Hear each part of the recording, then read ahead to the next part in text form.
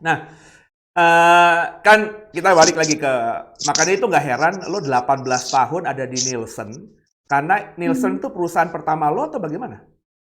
Oh, enggak. Oke. Jadi dulu pernah kerja di 3 perusahaan yang berbeda, Bidang yang 4 ya. kurang sama, kurang lebih Bedanya sama? Oh, beda-beda? beda-beda, Oke, beda-beda. oke, oke. Hmm, Dan lo akhirnya di Nielsen 18 tahun. Nah, berlabuh di sini, yang ya. gue pengen tanya, lo tipikal emang orang yang loyal, dalam artian loyal tuh ya, kalau lo nggak di masalah-masalahin ya lo nyaman dengan itu, atau memang lo ketemu passion di sini, ini emang perusahaan yang paling gue banget gitu. Itu atau lo nggak emang lo nggak punya, kalau orang passionnya gue mau ini nyoba yang ini sehingga ketika usia masih di bawah 35 gitu kan ganti. Gue punya kenalan banyak banget itu ya yang Hmm. udah mencok sana mencok sini, mumpung belum usia yang matang gitu jadi pindah-pindah. Nah, lu kenapa bisa stay 18 tahun tuh, bagi gue keren banget itu. Ya kerennya bisa tanda kutip gue bertanya-tanya juga, why gitu, kenapa? Aduh, ini gimana ya, bilang yang bener nggak ya? Gimana tuh? Nah, Nyaman kah atau apa, ada sesuatu yang bisa di-sharing ya. gitu? Sebenarnya sih, kalau pasti pasti ada rasa bosan tuh pasti ada. Pasti, ada rasa pengen nyoba hal yang lain, gitu.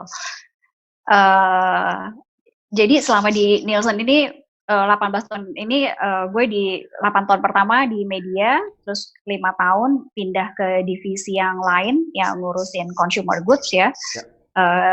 Setelah itu baru balik lagi ke, media, gitu. Nah, sebenarnya along the way sudah berkali-kali, punya niat untuk, pindah ya, sudah sampai tahap interview, sudah sampai udah jauh lah gitu ya, tetapi, eee suami saya Mhm. kurang setuju, saya pindah-pindah pekerjaan karena dia bilang, "Sebenarnya ada masalah apa?" Gitu. Jadi kalau saya pikir-pikir saya nggak ada masalah gitu, kerja di Nielsen itu enak banget.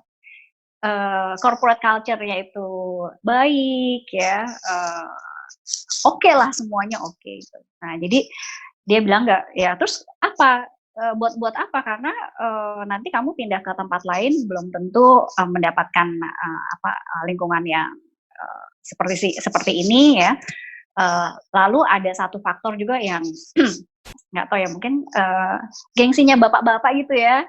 Karena ceritanya dulu waktu, akhirnya di interview di Nielsen itu ya, waktu kita lagi masih pacaran. Nah, Oh. jadi yang ngelihat iklannya di Kompas untuk posisi itu adalah suami saya, Suami, mantan oke, mantan pacar iya, saya itu. Terus dia sendiri yang, anterin. ngirimin jadi, Oh. suruh saya kirim CV gitu, "Ini cocok nih buat kamu nih," gitu. Heeh, heeh. Ada yang kirimin CV dan segala macam, singkat cerita sampai diterima. Jadi dia merasa, untuk pekerjaan saya yang sekarang, he was part of the process. Gua udah capek-capek loh mau pergi gitu, kurang lebih gitu ya. Iya, iya, Gitu, oh gitu. ya. Gue pernah ya sekali kan ke kantor lo. Nah, Mhm, gue nggak tahu culture-nya Nielsen tuh gimana. Ada beberapa perusahaan yang kalau gue lihat ya dengan kan gue ketemu lo di kantor kan belum lama ya, belum ada berapa bulan yang lalu. Dengan ya. posisi lo, apakah itu seperti itu? Jadi posisi lo kan cukup tinggi di situ ya, dengan anak-anak muda yang usia jauh di bawah kita kan lo ngomongnya nyantai-nyantai aja gitu. Apakah senyantai itu atau gimana tuh? Memang memang Oh, seperti itu. Iya, memang makan seperti itu. makanya nyamannya itu di situ ya? Betul, kita tuh nggak terlalu ada gap ya Oke. antar antar, levels gitu. Semuanya nyantai aja, lu gue Ya iya itu gitu ya. waktu pas ke sana kan gua udah searching gitu, lo apa sih di situ? Gua nggak nanya lo kan, tapi kan gua Mhm, udah searching, wah gila posisinya udah lumayan nih. Gue pikir gua akan ketemu dengan anak-anak mudanya gitu yang, "Ayo Pak, Ibu Helen lagi menunggu atau sudah?" Terus lo pakai penampilan yang agak formal gitu, terus mereka juga, yang "Iya, ibu-ibu gitu ya. iya, iya Bu," terus mereka kalau iya Bu, terus kok lo gue, oh santai banget. Emang seperti itu ya? Itu apa karena culture barat yang dibawa di Nielsen, apa memang Nielsen-nya begitu? Lo masuk juga begitu? Atau lo masih muda di Nielsen waktu tahun pertama juga udah seperti itu? Enggak sih.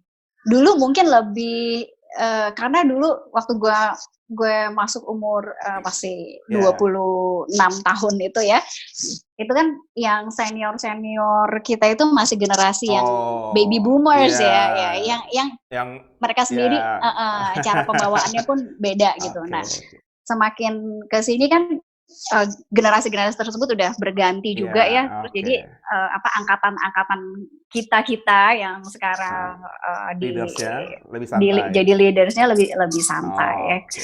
Terus lagi pula anak millennials Iya, zaman sekarang kan nggak mau di-treat betul. dengan kayak gitu.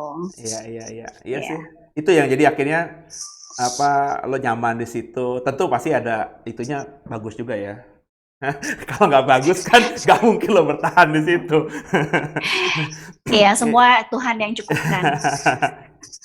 Nah, apa namanya di Nielsen ini lo ke apa namanya ke media ya. Jadi gua kan kemarin dapat juga tuh dari lo sekaligus juga searching gitu kan. Nah, ini konteks kita ngomongin apa namanya keadaan sekarang ini, Bu.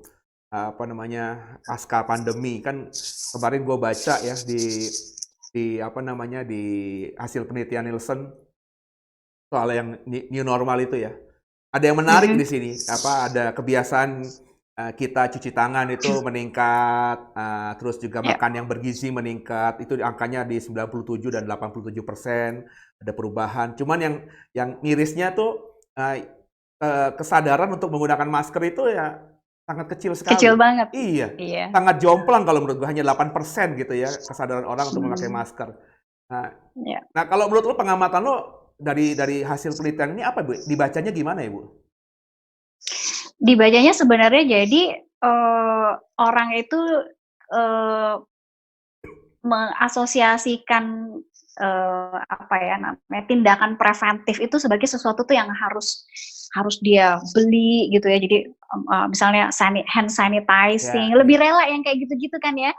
Sanitizing, terus beli disinfektan, rumahnya didisinfektan semua gitu ya. Harus yang kegiatan yang very actively done gitu kesannya untuk melindungi dirinya gitu.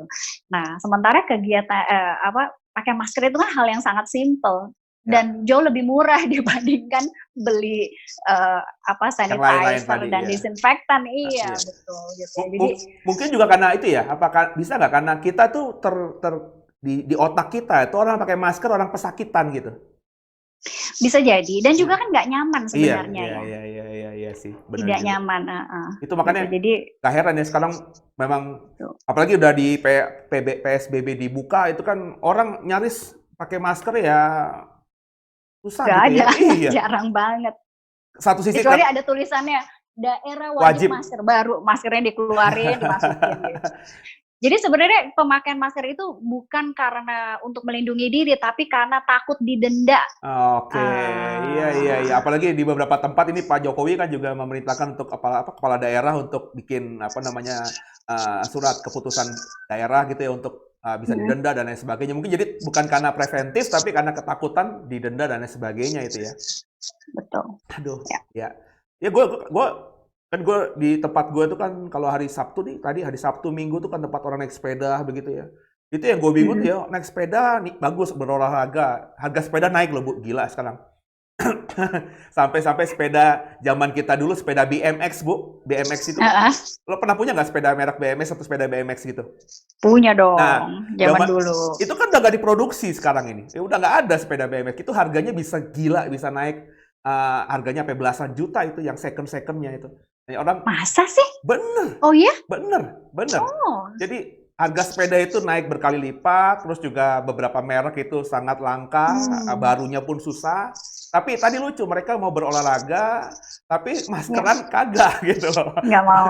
Iya, jadi lifestyle bukannya menjaga kesehatan gitu ya. Jadi emang ada yang apa namanya berubah tapi disikapinya dengan hal yang nggak kurang tepat begitu ya. Kurang tepat, betul. Nah, kalau yang lo kirim ke gue itu selain tadi pakai masker itu kehidupan new normal apa, Bu, yang nantinya ketika kita memang selesai pandemi ini tetap bisa kemungkinan terus berlangsung begitu? Sebenarnya yang terjadi kalau kita lihat selama pandemi ini itu kan adalah akselerasi, beberapa hal ya, terutama yang berhubungan dengan digital. Mhm mhm. Jadi, selama ini mungkin kita tahu nih, ada yang namanya podcast, ada yang namanya, OTT seperti Ya Netflix, ya. iFlix ya, ada nih semua kayak gini-gini. Tapi ya nggak ada urgency untuk nyoba, nggak ada urgency untuk Mmm, nyoba gitu, tahu aja.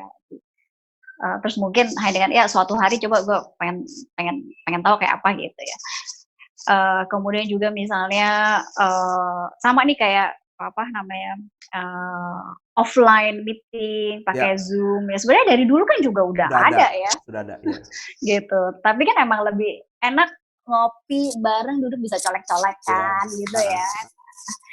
Jadi ada beberapa perubahan habits yang, terakselerasi perubahannya, yang mungkin harusnya kalau normal itu takes mungkin 5 years, tapi Ya, sekarang perubahannya cepat. terjadi dalam hanya hitungan bulan, gitu.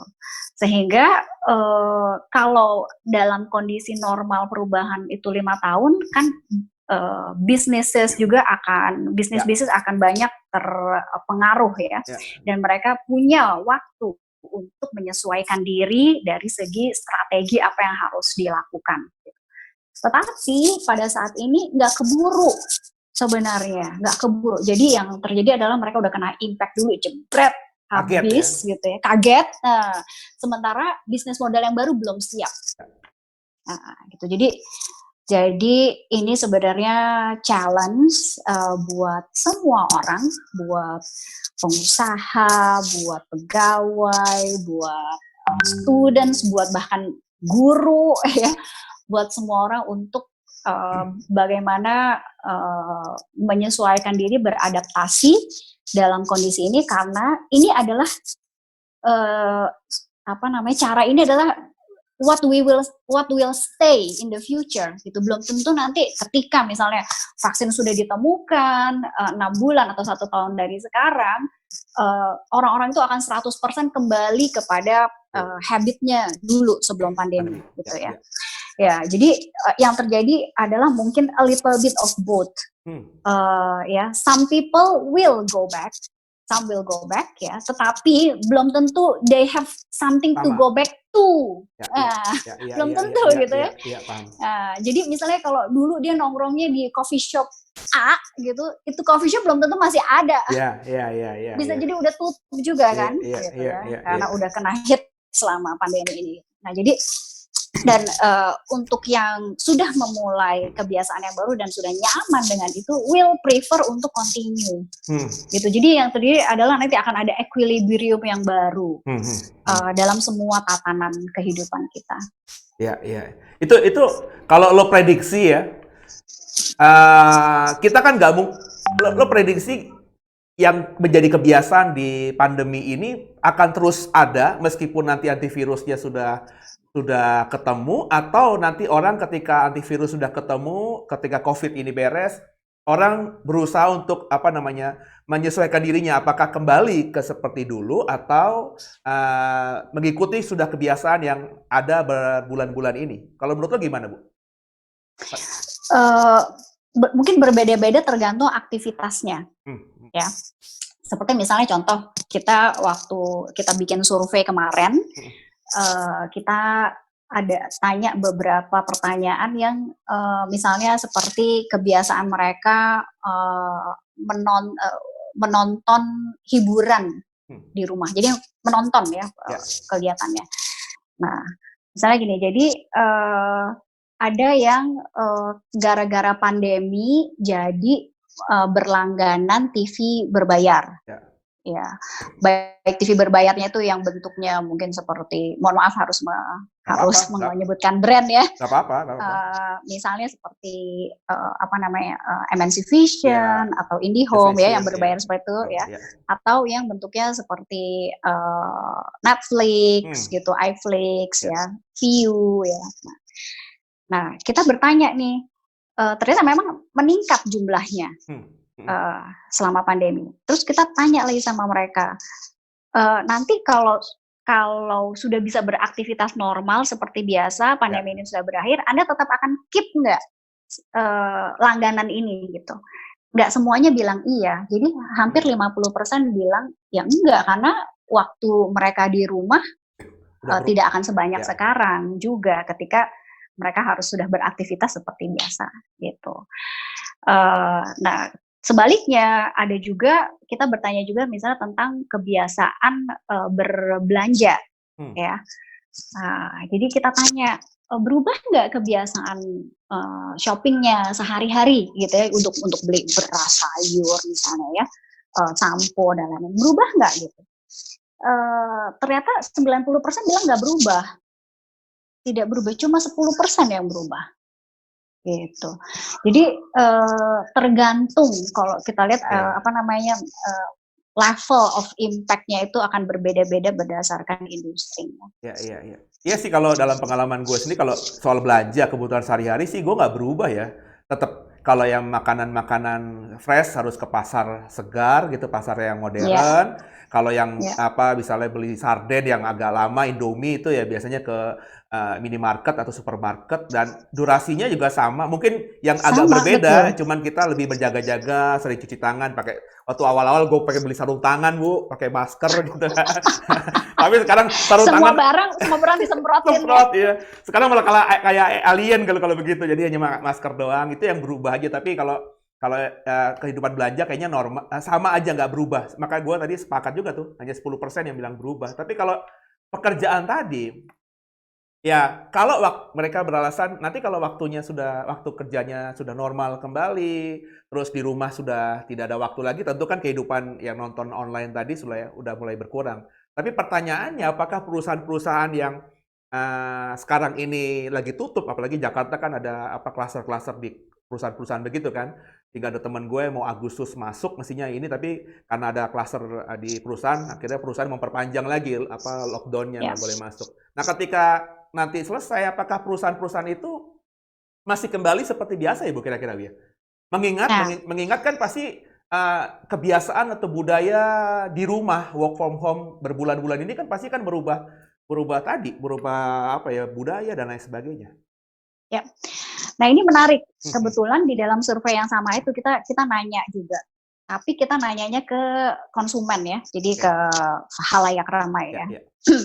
Bagi mereka yang work from home. Mhm. Nah, jadi kita tanya, nyaman apa enggak work from home? Produktif atau enggak work from home? Terus nanti kalau pandemi sudah berakhir, Anda prefer untuk kembali bekerja di kantor seperti dulu Ya. atau tetap continue work from home?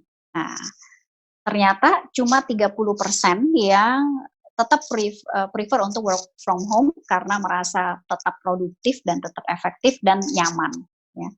Tetapi 70% ya prefer untuk Kembali. kembali seperti dulu, bekerja di kantor, berinteraksi secara fisik dengan orang-orang dan lain sebagainya ya.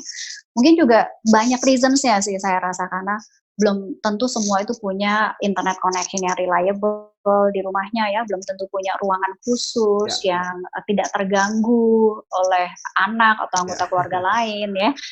Nah, itu kan hal-hal yang tidak bisa dikontrol ya.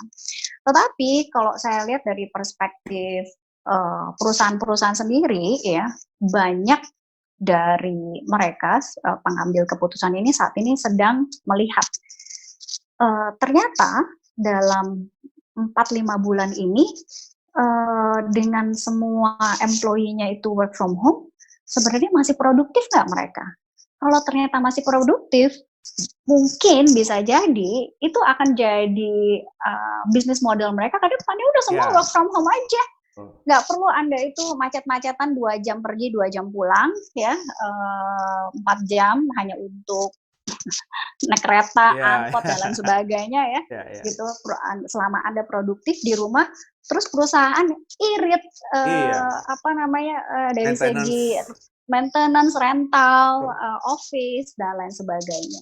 Ya, jadi itu bisa menjadi kenormalan yang baru gitu. Jadi memang mesti dilihat dua sisi ya. Kalau dari sisi pegawainya pengennya Hmm, 70% kembali normal, kembali bisa ke kantor. Tapi juga mungkin ya, perusahaan-perusahaan sekarang lagi menilai juga ya, apakah kalau efektif work from home ini mungkin nanti malah jadi platform bisnis model mereka ke depan gitu ya. Karena betul, karena bagi mereka tentu lebih irit dan lain sebagainya.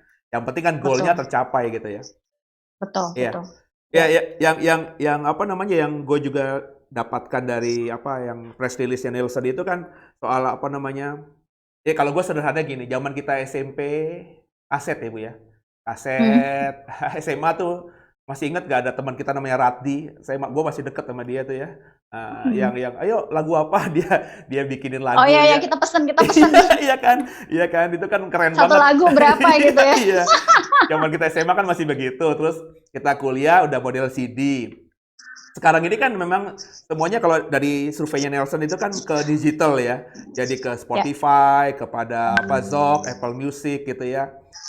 Lebih kepada aplikasi. Orang juga nonton musik sekarang ini via apa namanya?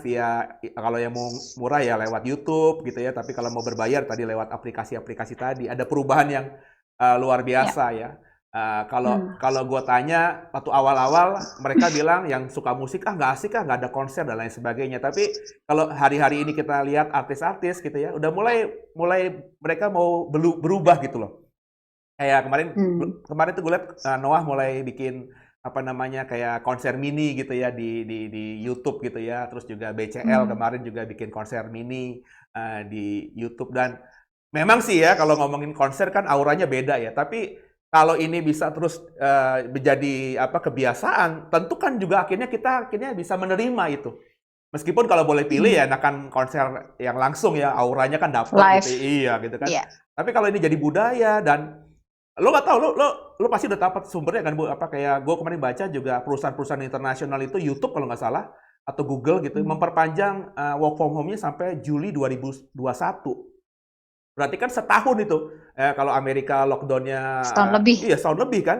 Itu kan pasti ada perubahan lah otomatis. Sekarang ini mungkin bisa 70% pengen kembali normal. Tapi kalau udah sampai setahun, gue rasa ya besar kemungkinan memang new normal yang nanti kita jalani itu sama sekali berbeda dengan kenormalan kemarin itu. Kalau menurut lo gimana, Bu?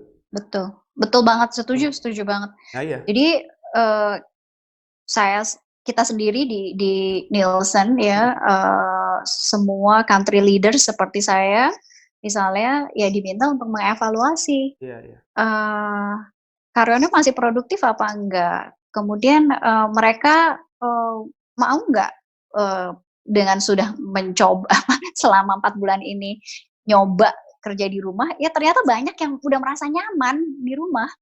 Heeh, ya jadi ketika kita tanya, seandainya nanti, kita balik ke kantor, kamu mau balik ke kantor setiap hari kayak kayak dulu nggak?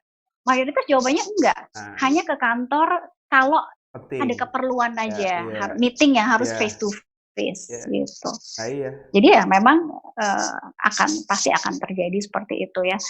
Eee, terus, kecuali mungkin orang-orang yang bekerja di industri yang memang harus membutuhkan physical attendance ya gitu ya, Ya, kalau seperti misalnya restoran atau ya. kita kerja di mall, ya itu kan nggak bisa dihindari Iya, sih, iya, gitu. iya, iya. Terus ada juga nih yang press release kemarin menarik ya. Kalau gue kebetulan kalau gue udah sering belanja online gitu ya, tapi belanja online biasanya kan GoFood gitu ya, makanan. Tapi dari hasil press release Nielsen yang gue terima, itu 72% pembeli online itu sudah mulai menggunakan online untuk berbelanja fashion. Mmm, Ya, berarti kan kalau fashion itu kan, kalau gue sih biasanya kan kalau beli baju kalau nggak coba gitu nggak nyaman ya Bu ya. Tapi dengan angka mhm. 72% ini kan berarti kan kalau orang-orang sudah berubah, kayaknya ya udahlah, gue nggak perlu coba, gue ngukurin badan gue dulu aja, kalau sesuai dengan ini ya udah gue pakai. Jadi budaya untuk mencoba, mencocokkan di kaca, muter kiri, muter kanan itu mungkin udah hilang juga ya. Karena perubahan tadi kan, gue yakin kalau nggak Iya, ada pandemi gini, orang beli baju itu males gitu yang online, harus lihat dulu barangnya, diraba-raba kainnya. Tapi ini 72% signifikan loh perubahan itu loh. iya. Sebenarnya kalau, belanja online, belanja online untuk produk fashion ya, sejak 3 tahun yang lalu itu selalu menjadi kategori utama di, belanjaan online, itu Oke, fashion, memang oke. kategori fashion ya. Jadi kalau buat cewek-cewek kayaknya apalagi sekarang sebenarnya udah yang jualan pun udah ngasih Ukuran. ukuran Iya. lingkar dadanya Iya, sekian iya, apa, jadi iya. udah lebih jelas, jadi udah Iya. bisa lebih pede ya, dan mungkin udah punya langganan toko-toko online shop tertentu yang udah Terpercaya. mereka percaya, betul. Jadi Ya, ya. memang belanja fashion itu tinggi ya. Yang menarik itu adalah selama pandemi kan orang-orang nggak keluar ya, Tuh. gitu. Mau ngapain ya beli fashion? Oh, iya.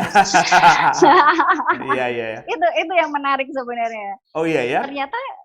Ternyata masih banyak yang tetap membeli fashion ya. Terus kalau saya lihat di Instagram ya memang needs untuk narsis dan eksis itu tidak padam selama pandemi. Jadi ya udah, kalau biasanya dia bisa foto-fotonya di mall atau di Starbucks, sekarang ya foto-fotonya di rumah tapi pakai baju baru. Nah, gitu. ya itu gue, kalau gue sendiri gue ngerasa sih, kan gue sekarang rekam beberapa program begitu kan. Paling nggak gue beli baju dong. Kalau nggak beli baju gitu kan aneh gitu. Jadi mungkin fashionnya itu ya nggak bisa ditontonin di luar, tapi untuk dia nge-vlog, dia jadi YouTuber atau Instagram gitu ya. Ya jadi ada juga ya yang seperti, benar juga tuh ya. Ngapain kalau dipikir-pikir beli baju kalau dia nggak kerja gitu ya. Tapi benar. aneh, sesuatu yang aneh. Dan yang menarik juga, orang gara-gara di rumah mulai main games ya. Main games, suka main games, yang tadi nggak tahu PUBG, nggak tahu game-games online, tiba-tiba jadi bermain. Dan kalau gue sih, ini bukan surveinya Nielsen, tapi beberapa yang gue baca kayak e-sport gitu ya Bu, yang games-game ya, lomba-lomba itu kan mulai banyak orang-orang yang punya nama bikin grup e-sport gitu ya. Dan juga kalau gue baca juga game online atau pekerjaan menjadi gamers gitu ya, menjadi gue nggak tahu juga, orang yang menekuni games itu menjadi sesuatu pekerjaan yang kalau menurut gue ya di zamannya kita itu nggak kepikiran.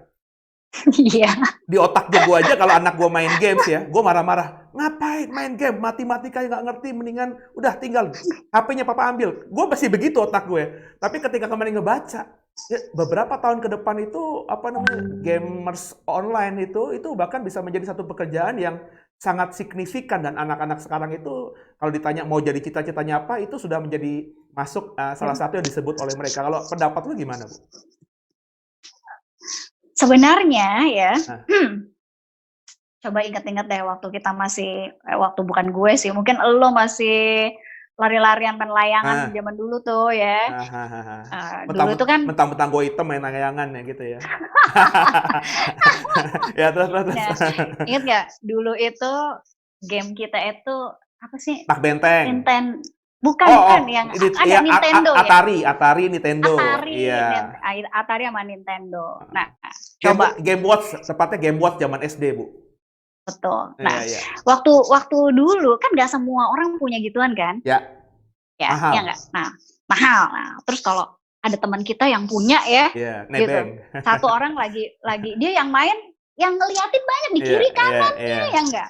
Nah, atau pas lagi libur-libur panjang tuh, kalau zaman dulu, jadi kan suka kalau siang-siang ngumpul di rumah tetangga satu orang gitu yang punya Nintendo, ya kan? Nah, padahal yang main kan cuma 1 atau 2 orang.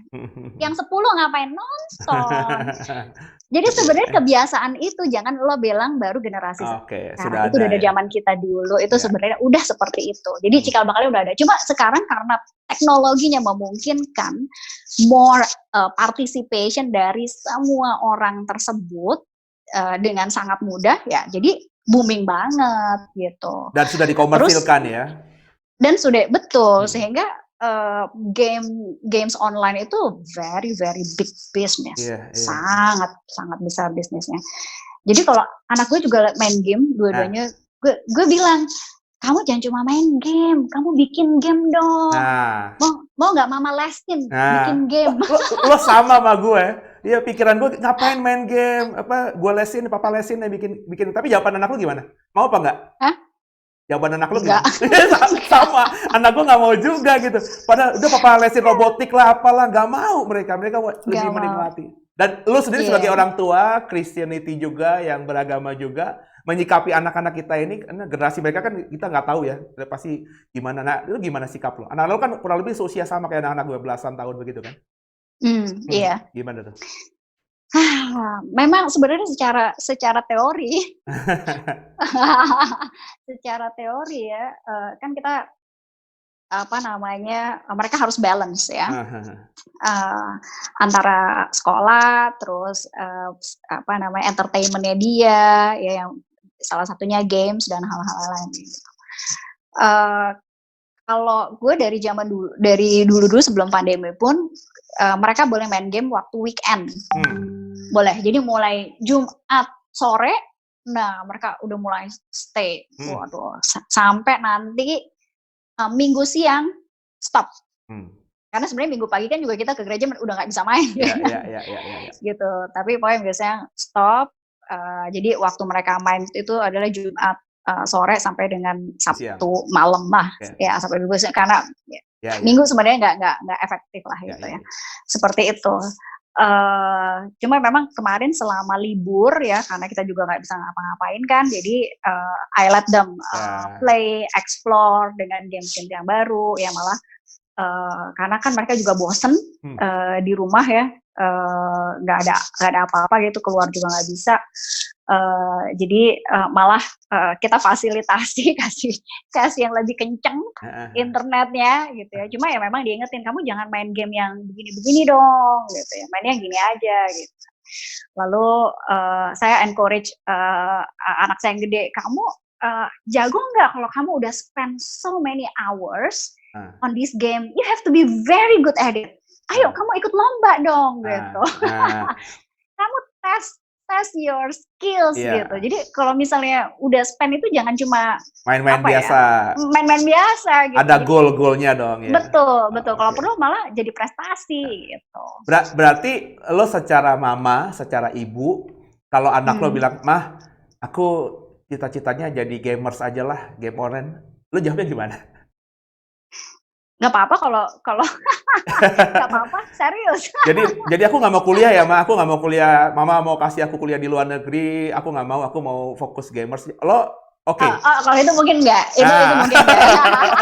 Karena kalau ngomongin gamers online yang profesional kan nggak ada yang kuliah. Kalau mau jujur-jujur, mereka main aja. Karena harus belasan jam mereka harus melatih skill mereka kalau mereka mau jadi champion dan lain sebagainya gitu.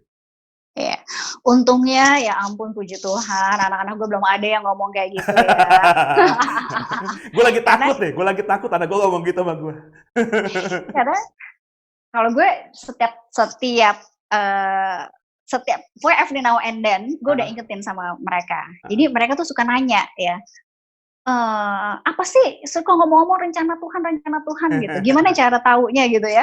Nah, jadi dari since a few years ago itu gue udah selalu bilang, kamu yang bisa tahu apa rencana Tuhan in your life gitu, you yang harus tanya Tuhan, because we have to believe that whatever we are going to be, yang Tuhan sudah plan in the future, it has to be a blessing. What you do has to be a blessing. Kalau kamu jadi dokter, kamu harus jadi dokter yang be a blessing buat itu, buat environment-nya. Kalau Tuhan mau you jadi scientist, itu yang be a blessing gitu. Jadi saya nggak pernah membatasi dia harus jadi apa, tapi basicnya adalah you have to ask yourself, can you be a blessing in that gitu. Jadi so far artinya mungkin mereka belum bisa melihat angle-nya main game itu jadi blessing-nya apa. Iya. Ya semoga lah lo nggak mendapatkan kesempatan untuk menjawab seperti itu. Sama ya, lo aja pendeta bingung. Lah ya kan kalau di otak gue kan kalau bisa ya anak gue nerusin gue lah gitu kan. Gue udah siapin fondasinya. Ini kalau tiba-tiba jadi gamers gitu gimana? Tapi gue jujur sih terbuka. Kalau gue terbuka karena gue emang nggak pernah anak gue nggak mau kayak dulu lah, kayak apa bokap gue ngarah-ngarahin gue, nggak mau. Gue terserah anak gue mau jadi apa saja, jadi menjadi berkat. Sebenarnya ketika kita tahu nih ya segitu banyak anak Tuhan yang main game, kenapa sih nggak dibikin game Kristen? Soalnya Bu, yang game itu suka bunuh-bunuhan Bu, tembak-tembakan.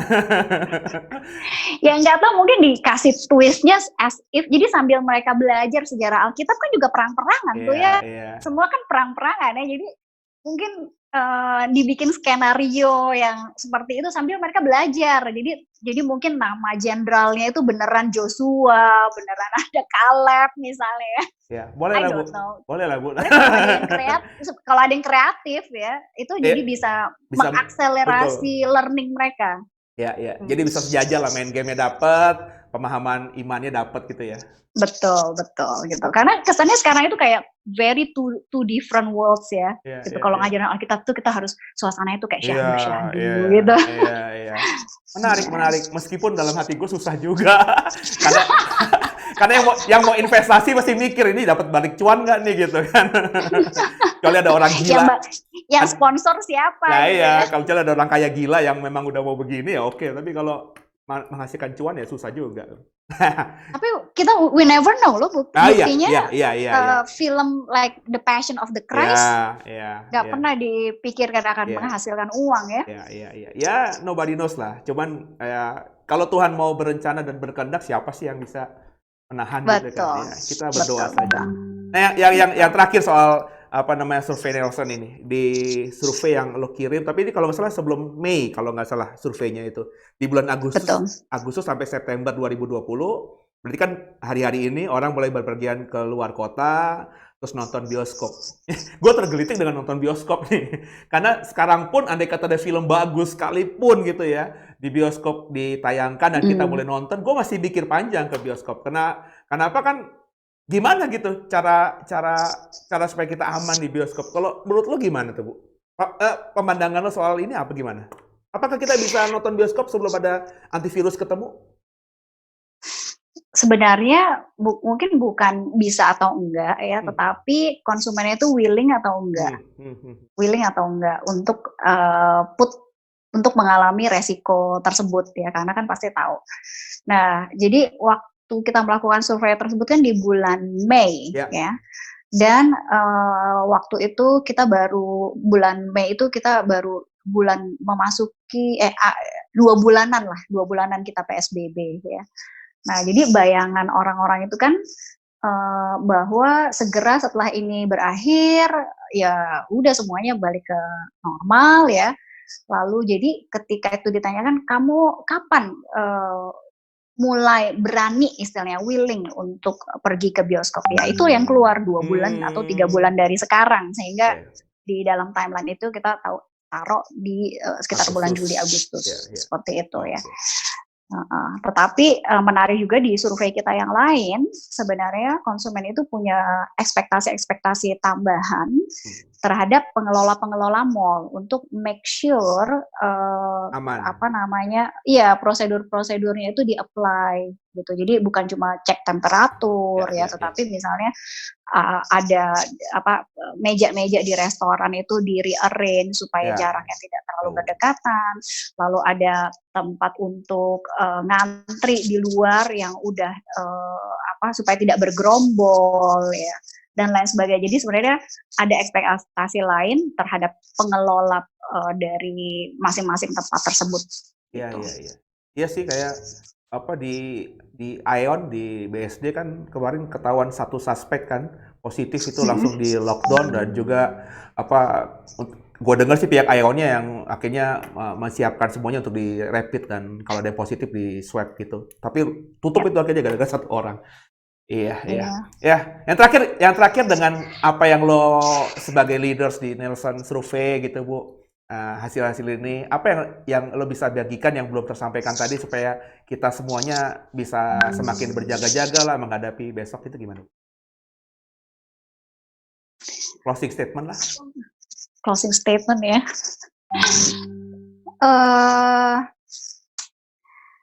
Ini mungkin bukan hanya saya menggunakan kacamata sebagai leader di Nielsen, tapi juga saya menggunakan kacamata sebagai saya adalah anak Tuhan. Ya.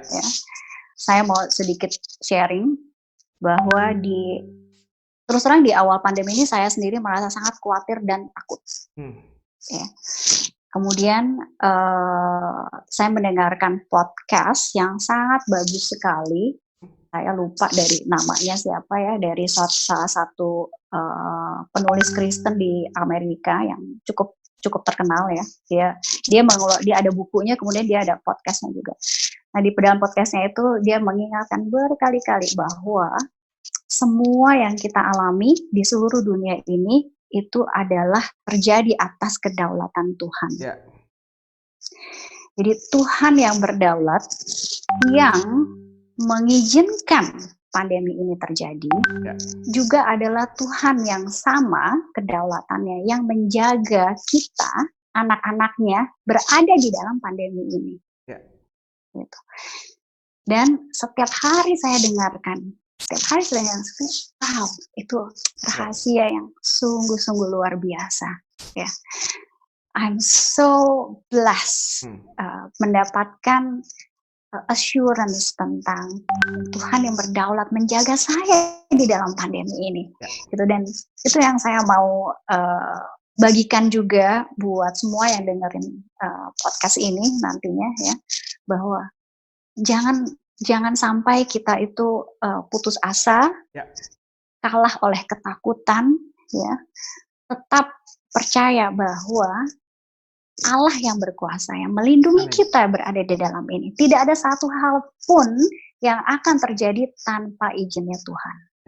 Itu. Apakah ini akan berakhir? Apakah ini tidak akan berakhir? Apakah vaksin yang akan ditemukan atau tidak ditemukan? Kita tidak tahu. Kita tidak tahu. Tetapi kita percaya bahwa perlindungan Tuhan selalu menyertai kita. Amin. Saja. Ya. Thank you. Gue gak perlu nambah-nambahin, itu closing statement yang keren banget. Thank you ya waktunya Bu Ellen ya. Sukses, salam buat suami, salam buat anak-anak. Terus makin keren, semakin bisa menjawab pertanyaan-pertanyaan orang kepada lo nantinya. Sesuai dengan nubuatan yang lo dapat di awal itu. Amin. Okay. Terima kasih banyak. Semoga sukses juga semua pelayanannya ya. Ya, God bless ya Bu. Tuhan berkati. Ya. Bye. Bye. Thank you Ellen. Thank you juga.